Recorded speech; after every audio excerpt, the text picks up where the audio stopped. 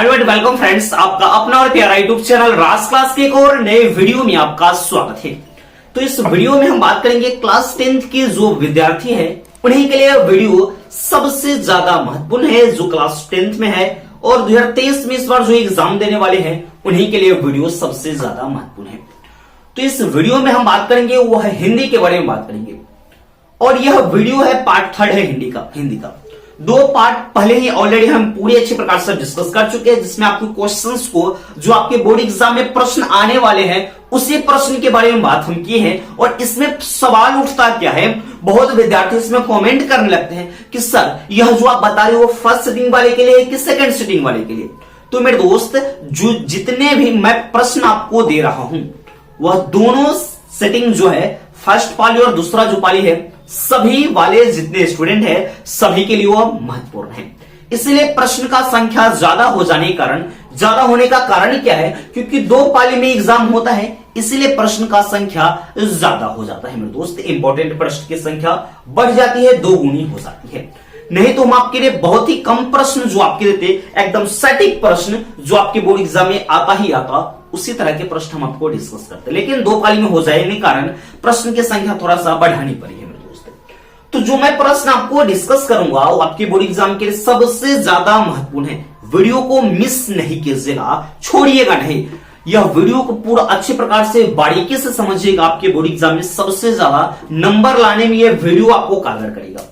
बहुत महत्वपूर्ण प्रश्न है मेरे दोस्त, क्योंकि लगातार 2-3 सालों से इस चैनल पर वीडियो जो आपको मिल रहा है ना, इंपॉर्टेंट प्रश्न का एकदम 80 से 90% वो प्रश्न आपके बोर्ड एग्जाम में पूछता है मेरे दोस्त। इसलिए आपसे रिक्वेस्ट है वीडियो को पूरा देखेंगे, क्योंकि आपको इस बार बहुत बढ़िया नंबर, यह चैनल आपको, इस चैनल से अगर आप जुड़े रहते हैं तो आपको अच्छा से अच्छा नंबर आ जाएगा। आप पूरा सिलेबस को पढ़े हो नहीं पढ़े हो उससे कोई मतलब नहीं है। तो वीडियो पार्ट 3 है, क्योंकि पार्ट फर्स्ट में व्याकरण सेक्शन के यानी जो हिंदी व्याकरण है उसके बारे में बात किए थे। पार्ट सेकंड में इसके 10 प्रश्न के बारे में बात की है और पार्ट जो 3 है इसमें 11 से लेके हम 20 प्रश्न के कॉम्बिनेशन लेकर आए हैं, जो आपके लिए सबसे ज्यादा यह प्रश्न महत्वपूर्ण है आपके बोर्ड एग्जाम के लिए। पार्ट 3 है हिंदी क्लास 10th के लिए, ठीक है, जो आपको पूरा डिटेल करके हम समझाते चलेंगे हर एक प्रश्न को। पहला जो क्वेश्चन कह रहा है कि देवनागरी लिपि के अक्षरों में स्थिरता कैसे आई। तो करीब 2 सदी पहले जब देवनागरी लिपि के टाइप बने और उससे पुस्तक जब छपने लगी, या मशीन से जब पुस्तक छपने लगी, तो इसकी जो लिपि है ना उसमें स्थिरता आ गई मेरे दोस्त। यह प्रश्न और जो इसका आंसर बहुत ही लाजवाब मैं आपको दे रहा हूं आपकी बोर्ड एग्जाम के लिए मेरे भाई, सबसे ज्यादा महत्वपूर्ण है यह। क्योंकि मैं यह वीडियो है 12 बजे 1 बजे रात को बनाता हूं। क्यों बनाता हूं? आप ही सभी के लिए हम बनाता हूं, आप ही को मदद करने के लिए, क्योंकि आपके बोर्ड एग्जाम में बहुत बेहतर नंबर आए। इस चैनल से आप जुड़े हैं तो कभी भी आपको निराश नहीं किया जाएगा मेरे दोस्त। अगर से मैं जो आपको प्रश्न जो वीडियो दे रहा हूं उस वीडियो को पूरा अगर से आप देखते हो, प्रश्न पर पूरा इंप्लीमेंट करते हो, प्रश्न को याद करते हो, तो गारंटी देता है यह चैनल कि आपको अच्छा से अच्छा नंबर आएगा ही आएगा मेरे दोस्त। इसलिए क्योंकि ये 12 बजे रात के बनाने का यही कारण है वीडियो, क्योंकि रात भर मैं आज वीडियो बनाने में लगा हूं, क्योंकि इस ऑफलाइन क्लासेस भी चलते हैं, सभी को देखना पड़ता है मेरे दोस्त। इसीलिए वीडियो कभी कभी 12 बजे रात के 10 बजे रात के ये वीडियो आपके लिए हम बनाते हैं, क्योंकि आपको भी अच्छा नंबर आए, आपको भी मालूम चले कि कोई ऐसा चैनल है जो एक स्टूडेंट के लिए एकदम कम से कम प्रश्न दे रहा है और गारंटी दे रहा है कि आप इस वीडियो को देखते हैं, इस चैनल को देखते हैं, इस प्रश्न को देखते हैं तो गारंटी के साथ आप पास हो जाएंगे और अच्छा नंबर से पास होंगे। अगर जो थोड़ा सा मेहनत ज्यादा किए तो कुछ और ज्यादा नंबर आएगा, अगर जो थोड़ा बहुत करते हैं तो इतना भी हो तो हो जाएगा, जिससे आप अच्छी प्रकार नंबर प्राप्त कर सकते हो दोस्त। पूरा आंसर विद क्वेश्चन, अगर जो इसमें जितने प्रश्न है, अगर जो किसी का आंसर अगर जो आपको नहीं आ रहा है दोस्त, कमेंट सेक्शन में बेझिझक कमेंट कीजिएगा कि सर इस प्रश्न हमको नहीं आया समझ में, इस प्रश्न का आंसर थोड़ा बता दीजिए ना, तो आपको जरूर से जरूर पूरी मदद किया जाएगा। लेकिन वीडियो को आपको शेयर करना पड़ेगा, जल्द से जल्द लाइक करना पड़ेगा और इस चैनल को सब्सक्राइब जरूर करना पड़ेगा मेरे दोस्त, ठीक है मेरे भाई, मेरे प्यारे भाई। आपके लिए अगला नंबर 12 नंबर जो क्वेश्चन है इस वीडियो का क्वेश्चन सेकंड है, ऐसे 12 नंबर पार्ट 3 है ये वीडियो। तो बहादुर अपने घर से क्यों भाग गया? तो एक दिन ऐसा हुआ कि बहादुर अपने भैंस को चराने जाता था जंगलों में। तो उस दिन क्या हुआ कि बहादुर ने किसी कारणवश अपने भैंस को खूब मारपीट कर दिया। जैसे कि भैंस चराने कोई बच्चा जाता है तो कभी भैंस बच्चे को इधर उधर दौड़ा देता है तो बच्चा गुस्सा हो जाता है, या कोई आदमी गुस्सा को उसको पीट देता है, तो बहादुर उसको खूब पिटाई कर दिया। और जो भैंस थी वह माँ की बहुत प्यारी थी। माँ उसको अपने बेटे से ज्यादा उस भैंस को प्यार करती थी, बहादुर की माँ। तो जो भैंस है वहां से दौड़े भागते भागते और बहादुर की माँ के पास खेत में काम कर रही थी उसकी माँ वहां पर आकर, और जैसे वहां पर आई तो उसकी माँ को पता चला गया कि बहादुर ने इसको आज खूब पीटा होगा, इसलिए भागी भागी आई है।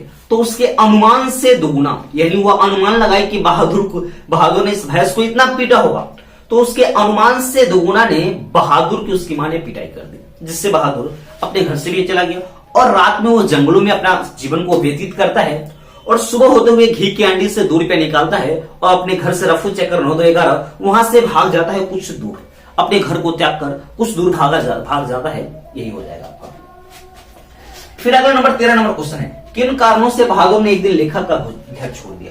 तो लेखक का घर, इसको थोड़ा कहानी को हम डिटेल करते हुए चलेंगे, थोड़ा सा डीपली चलेंगे, जो आपको समझ में आ जाएगा इसका आंसर भी आप लिख लीजिएगा। जैसे कि बहादुर कहानी एक नेपाली कहानी है, यानी बहादुर एक नेपाल का बच्चा है, उसके पिता कितने यानी युद्ध में शहीद हो गए थे। जो बहादुर है एक दिन ऐसे ही घर से तो मार के उसको मम्मी पीट पाट के वो भाग गया था, तो ऐसे घूमे थे तो एक लेखक है उसी के साला साहब ने बहादुर को लेकर आया। वो गोरा चिट्टा यानी चकैठ लड़का था, उसको लेकर आया लेखक के पास।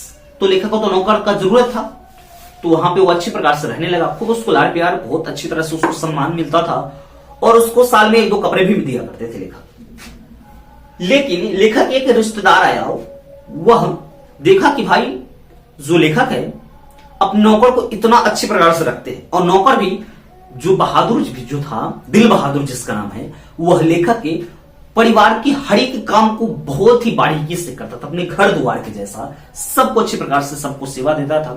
तो उसके जो लेखक के रिश्तेदार थे उसको यह सहन नहीं हो पाया कि भैया हम जो नौकर रखे हुए हैं इतना तो सेवा करता नहीं है, क्या करते हैं इस नौकरवा को यहां से भगवाते हैं, क्यों इसका दुख यानी उसका सुख देखा नहीं गया, लेखक का सुख उसके रिश्तेदार से। तो उन्होंने उस पर 1 रुपए चोरी का इल्जाम लगा दिया।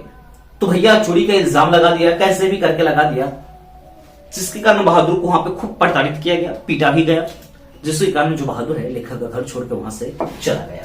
इस तरह के प्रश्न लिख सकते हैं आप। जो ऑफलाइन क्लासेस में जो पढ़े होंगे इसका आंसर वही प्रश्न को लिखिए, उसी का आंसर लिखिए, क्योंकि होता क्या है सब शिक्षक सभी टीचर अपने हिसाब से उस प्रश्न का आंसर को लिखाते हैं।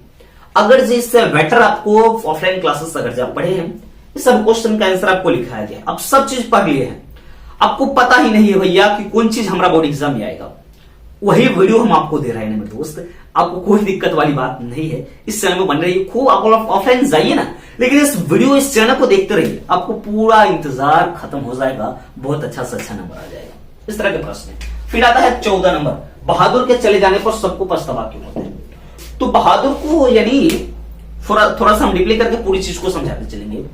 वो तो काम कर रहा था, बहादुर चला गया, तब लेखक को ऐसा लगा कि उस पर कोई क्या उसकी पूरी काम नहीं हो पा रही थी सही से। उसका बेटा उस पर दबाव डाल के उसको भेजा दिया था, लेखक का बेटा, और लेखक का सब काम सही से नहीं हो पाता था। यानी एक बार किसी ने घर के सदस्य ने अगर जैसे कह देता कि बहादुर 1 गिलास पानी दो, तो बहादुर एकदम दौड़े दौड़े उसको पानी पिलाता था, समय पर सब चीज को करता था। लेकिन जब बहादुर चला गया तो सभी काम का कोई ठिकाना नहीं रहेगा, कोई काम सही ढंग से नहीं हो पाया, किसी का काम सही से नहीं हो पाता था। तो इस तरह से लेखक जो है और उसके परिवार वाले उसके चले जाने पर बहुत पश्चाताप करते हैं कि बहुत बड़ी गलती हो गई कि जो बहादुर को हम यहां से भगा दी। इस तरह की बात उसमें बोलते हैं। इसका आंसर आप लोग उसी प्रकार से लिख लीजिएगा, क्योंकि मैं आपको समझा दिया हूं अपनी भाषा में। आप जैसे ही इसका आंसर पढ़े हो, जिस भाषा में जिस तरीका से, उसी तरीका से मेरे दोस्त इसका आंसर आप लिखेंगे। फिर अगला नंबर क्वेश्चन है, लखनऊ और रामपुर से बिरजू महाराज का क्या संबंध है। लखनऊ रामपुर से उनका जन्म हुआ था, और रामपुर में यानी जिसका जन्म रामपुर में एक दरबार की हुआ नृत्य कला में करते थे। इस तरह से उसकी लखनऊ और बिरजू महाराज में, लखनऊ और रामपुर से बिरजू महाराज का संबंध था। बिरजू महाराज के गुरु कौन थे उसका संक्षिप्त परिचय दे। तो बिरजू महाराज के जो गुरु थे उनके पिताजी थे। उनके पिताजी बहुत ही कर्तव्यनिष्ठ, अपने जो किसी चीज को सिखाते उससे वो गुरु दक्षिणा भी लेते थे। और यहां पर भी वो अपने बेटा को जो नृत्य सिखाए थे, नृत्य कला, कथक कला, उसके लिए अपने बेटा से भी क्या लिए हुए थे, तो गुरु दक्षिणा भी लिए थे। इस तरह से उनके गुरु उनके पिताजी थे। इस तरह से आप लिख देंगे यहाँ पे। फिर आता है बिरजू महाराज कि अपने शागिर्दों के बारे में क्या बताया। वो शागिर्दों यानी पिता के वह एक दूसरे का अपरूप मानते थे। इस तरह से उसके शागिर्दों के बारे में इसकी चर्चा की गई है। आपके इसका आंसर आप लोग आराम से याद कर लीजिएगा। फिर 18 नंबर, बिरजू महाराज कौन कौन से वाद्य यंत्र बाद्य बजाते थे? आपके बोर्ड एग्जाम में क्वेश्चन यहां करेंगे, वाद्य यंत्र दे दिया या वाद्य दे दिया, दोनों एक ही प्रश्न है। तो वह सितार, गिटार, हारमोनियम, इस तरह की जो वाद्य यंत्र है उस सभी को वहां पे बजाते थे बिरजू महाराज जी। फिर आता 19 नंबर क्वेश्चन क्या है, अविन्यो क्या है और वह कहां अवस्थित है? तो अविन्यो रोन नदी पर है। यह अविन्यो एक फ्रांस का पुराना शहर है जो रोन नदी के किनारे स्थित है और यह कभी पोप की राजधानी हुआ करती थी। ठीक है, ये इसके बारे में आप लिख लीजिएगा। अब लास्ट नंबर जो प्रश्न आता है कि मछली और दीदी में क्या समानता दिखलाई पड़ती है? तो मछली और दीदी में बहुत सारी समानताएं दिखलाई पड़ती है, यानी मछली कटे जाने पर छटपटाती है तो दीदी उसी को, मछली को कटे जाने पर भी दीदी अपने घर में रोती है, अपने आंचल से मुंह ढककर। इस तरह की जो समानता है वो इसमें दिखलाई पड़ती है। इस मछली कहानी के जो विनोद कुमार शुक्ल जी हैं इस तरह से वो बताते हैं इसमें बहुत अच्छी प्रकार से, बहुत ही बेहतर कहानी है इसमें। सभी जो मैं आपको प्रश्न बताया हूं यह 10 प्रश्न है, पार्ट 3 है आपकी हिंदी का महत्वपूर्ण प्रश्न का, यह पार्ट 3 है आपके बोर्ड एग्जाम के लिए सबसे ज्यादा महत्वपूर्ण है मेरे दोस्त। यह 10 प्रश्न आपके लिए सबसे ज्यादा मैं महत्वपूर्ण आपके बोर्ड एग्जाम के लिए। इस वीडियो को 2 बार 3 बार करके पूरा देखेंगे, इसका आंसर को आप तैयार करेंगे और उसको बखूबी तरीका से मेरे दोस्त, जहां तक मैं आपसे उम्मीद करता हूं कि इस प्रश्न को आप अच्छे प्रकार से मेरे दोस्त याद करेंगे क्योंकि बहुत ही महत्वपूर्ण प्रश्न है। और रात को हम 10, 11, 12 बजे तक इस वीडियो को हम शूट करते रहते हैं, इस तरह के वीडियो आपके लिए बनाते हैं क्योंकि मैं चाहता हूं कि सभी विद्यार्थियों को बहुत अच्छा नंबर आ जाए इस बार बोर्ड एग्जाम में। जो आएगा तो बहुत अच्छा ही रहेगा मेरे दोस्त। ठीक है, इस वीडियो को अपने दोस्तों के पास एक बार जरूर शेयर करेंगे। अगर जिस चैनल पर नए हैं तो जल्दी से सब्सक्राइब कर लीजिए ना। सब्सक्राइब करने के लिए मैं क्यों कह रहा हूं कि भैया जैसे इस तरह का वीडियो हम डालेंगे ना उसका नोटिफिकेशन आपको सबसे पहले आएगा और सबसे पहले आएगा तो जल्दी देखेंगे और जल्दी देखेंगे तो जल्दी याद करेंगे, जिससे आपकी बोर्ड एग्जाम की प्रिपरेशन बहुत जल्दी हो जाएगी मेरे दोस्त। तो मिलते हैं नेक्स्ट वीडियो में, तब तक के लिए मेरे दोस्त जय हिंद।